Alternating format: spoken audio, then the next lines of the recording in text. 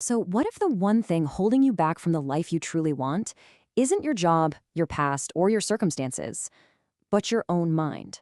Well, today we're cracking open an absolute classic that's changed millions of lives, The Power of Your Subconscious Mind by Dr. Joseph Murphy.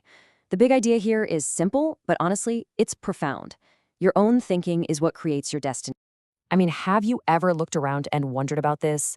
Why does one person seem to just sail through life happy and successful, while someone else, maybe just as smart and talented, is completely stuck and miserable?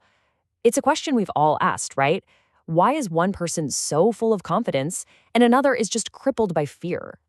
Well, this book claims it has the answer. And get this, the answer isn't what you probably think. It's not about luck or where you came from or even how much education you have.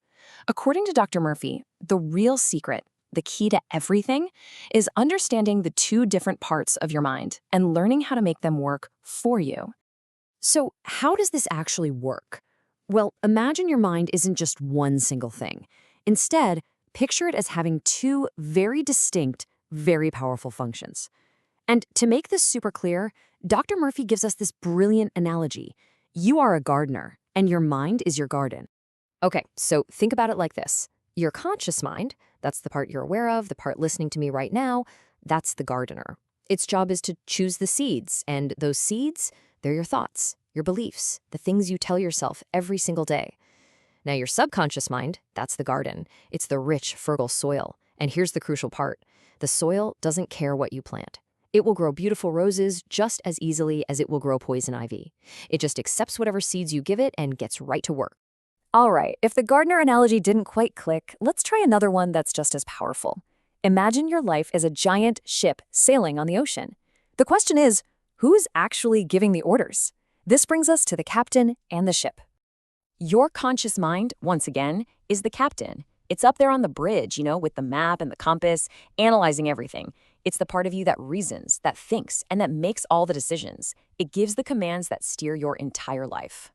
And your subconscious, well, that's the huge, hardworking crew down in the engine room. They can't see where the ship is going. They don't know the destination. And you know what? They don't question the captain's orders. If the captain says full steam ahead, they shovel more coal. They control all the vital functions, your heartbeat, your breathing, everything, and they just blindly follow whatever commands they're given from the bridge. And this quote from the book really is the whole ballgame. Your subconscious is unbelievably powerful, but it doesn't think for itself. It simply carries out the orders, the beliefs, that your conscious mind accepts as true. Whatever you truly believe, it will work day and night to create that reality for you. So this relationship between the captain and the crew isn't random at all. It actually follows a fundamental rule, what Dr. Murphy calls the law of belief. You can think of this as the basic operating system for your mind. It really is as simple as this. Your subconscious is not going to argue with you. It's not going to debate you. If your conscious mind consistently, repeatedly tells it something, it just accepts that as a direct order and starts moving heaven and earth to make it happen in your life. And this, of course, is where we often get ourselves into trouble. Just think about how many times a day we say something like, ugh, I can never afford that. To your conscious mind, it's just a passing thought, an observation. But to your subconscious, that's a direct command. It takes you at your word and goes, okay, boss, making sure you can't afford it, and it creates a reality that matches that order. But here's where the magic happens, when you flip the script. Dr. Murphy tells this amazing story about a student who saw this beautiful, expensive bag she really wanted.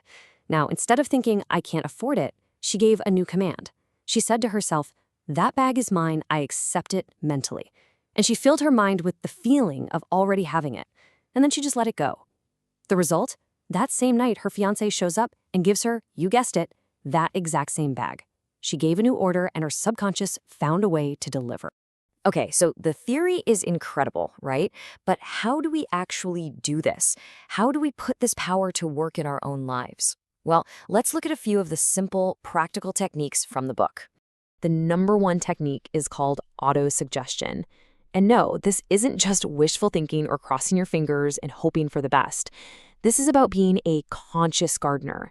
It's about deliberately choosing the thoughts you want to see grow and then purposefully planting them in the fertile soil of your subconscious. Here is a perfect real-world example.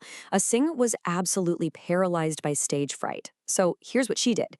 3 times a day, she would go somewhere quiet, she'd sit down, relax her body, close her eyes, and she would repeat, slowly and with real feeling, I sing beautifully. I am poised, serene, confident, and calm. She wasn't just saying words, she was giving her subconscious a brand new blueprint. And guess what? After just 1 week of doing this, her stage fright was completely gone. She walked out on that stage and gave an amazing audition. See, the key is that she didn't try to fight the fear head on. She just counteracted the negative suggestion by feeding her mind its powerful, positive opposite.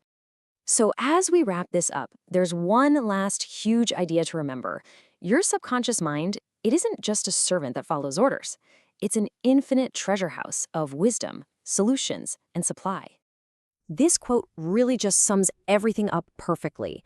The health, the happiness, the abundance, the creative ideas you're looking for, they aren't out there somewhere. They are already inside of you, right now, just waiting for you to look within and give them the right command to come out. And that really brings us to the final and most important question. Knowing that you are the captain of your ship, knowing that you have this incredible power at your command, that your subconscious is waiting for instructions, what orders will you choose to give it, starting right now?